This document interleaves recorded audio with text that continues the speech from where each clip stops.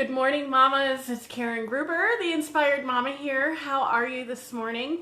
I hope you had a terrific weekend. I had a big weekend of healing and doing nothing. As you can imagine, with the surgery, I have had a lot of time on my hands and a lot of time to think and feel. And as I've shared with some friends, I have run the gamut from the highest of highs and excitement and life-affirming moments to the depths of questioning my very existence and every decision that I have ever made in my entire life and everything in between. Just this modulation as I start to heal and recover and feel a whole lot more like myself finally. And one of the things that has come up is this feeling of inherent less than, being bad, just what is going on with this unworthiness. And it's so deep. And as I'm talking today, please know that I am talking about the collective. You may be an exception, or you may be somewhere on the continuum, and everything I say may not apply to you. But I am talking about the collective female population, females having this human experience and this human existence. And it goes back to like the very, I don't want to say the beginning of time, because there was a time when the goddess and females as leaders was the norm and was praised and desired, and that was where the collective was coming from, was a female leadership. And then that changed. And my earliest remembrance of this was the story of Adam and Eve. And whether you're Catholic or not Catholic, I would imagine you have heard this story. God created man, took the rib, created woman, put them in this beautiful garden, and told them they could eat anything they wanted from this garden except for from the tree. And I don't know if it was in the center, but let's see, it was the tree. Do not eat from the tree of knowledge, of the knowledge of good and evil. You will be like God, knowing good and evil. And then the snake comes in, and Eve convinces Adam to eat from the tree, and now we have good and bad, we have good and evil, we have sin and saints, and all of this has been put on Eve's shoulders. She is a temptress, she's not to be trusted, she is weak, she is less than. And it dawned on me that we have all been told this story. All of us, whether we are Catholic or not. And I believe that other religions have similar stories around this. And hi Trish, hi Lori.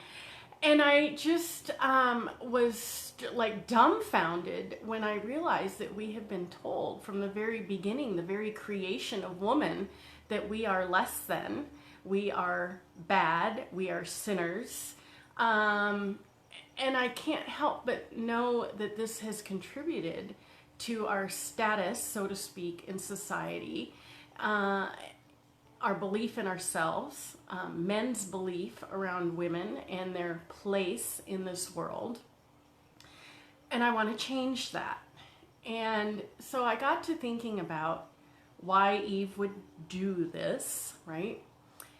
And it got me thinking about the concepts of shadows and shadow work. And you may be very familiar with this, but there are light shadows, which are what's considered our good qualities, our desirable qualities, the things that we want to be seen as, helpful, likable, friendly, kind, smart, anything that you consider to be a good quality.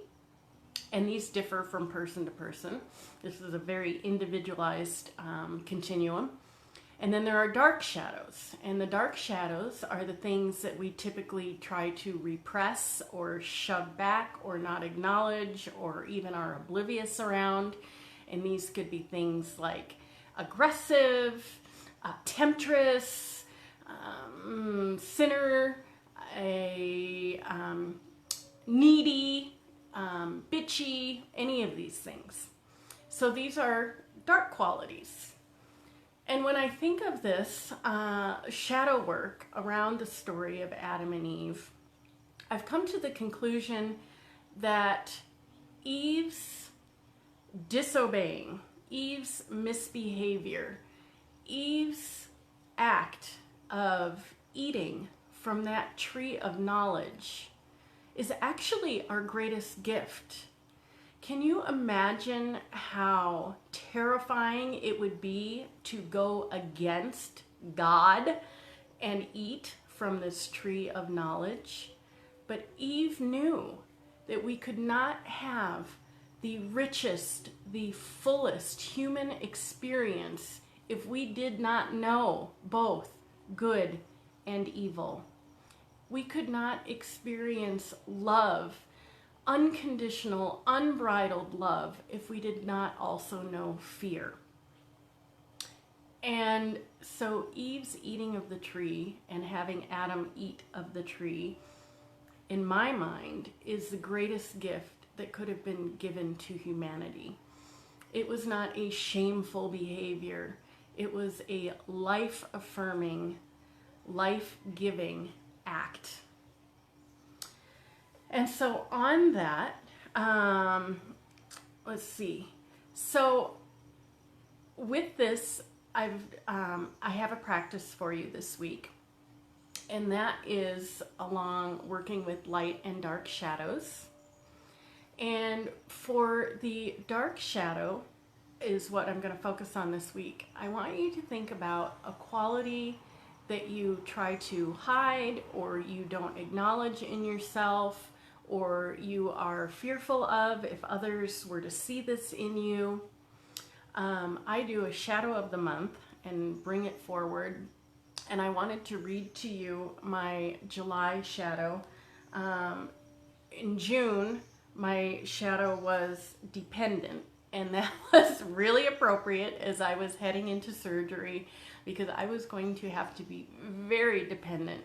My healing was going to require me to be dependent on friends, family, my husband, my daughter, very dependent. And my July shadow was depletion. And I thought when that came up, it was very interesting because that is the mate to life force, which had really taken a beating, my life force in the surgery. And so I wanted to read to you, because this is kind of how this practice is going to go for you. And I'll tell you the questions after I finish this. Okay, the shadow that I pulled for July is depletion. I find this super interesting because it is the mate to life force. My life force has taken a beating from the surgery, and it is not returning as quickly or as intensely as I had hoped. While my physical recovery feels miraculous, my life force does not match. So this month I shall play with depletion and honor its virtues. So you're going to start thinking about the virtues of this quality that you have selected. I'm going to allow and welcome this dormancy period as a time of radical awakening. I'm gathering my strength as I continue to convalesce.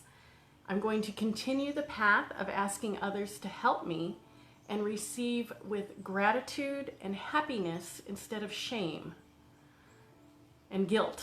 Let's not forget the shame and the guilt.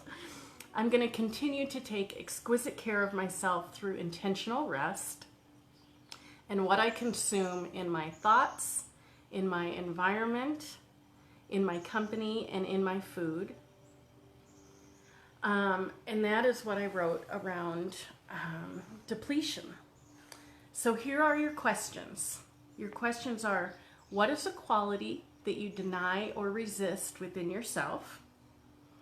What are the virtues of this quality? Meaning, what are the benefits? What are the things that it affords you? So if you have any of these things, if you have questions, pop them in the chat for this segment, and I will check back in and help you with that. But what are the virtues of this quality? How are you this quality? How does this show up in you? How do you display this quality? And then the final question is, how do I deny this quality? So how do you stuff it down? How do you ignore it? How does that show up for you? Okay, so big assignment this week, and pop in any questions that you have. Thank you for being here. It is so lovely to see you. I hope you are all having a great summer. I am thrilled that I can now be back active in the group and contributing and supporting. That is my biggest desire, and it brings me great joy that I am now feeling up to and well enough to do so. Again, I hope you had a wonderful weekend, and here's to a terrific week. I will put the questions in the chat so that you can follow along and answer those. And I am so happy to be here with you. Have a wonderful Monday. Big love. Bye.